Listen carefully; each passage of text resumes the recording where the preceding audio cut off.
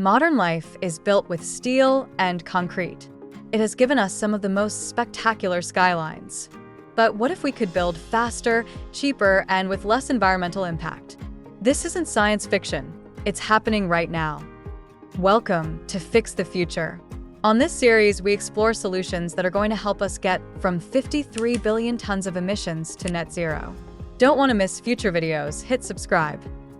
Meet BioHome3D, the world's first 100% bio-based 3D printed house. It's a revolutionary concept that could redefine the future of housing.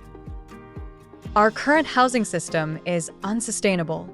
It contributes to deforestation and it consumes vast resources, such as steel and concrete. The production of these resources emits tons of greenhouse gases. We need a better way.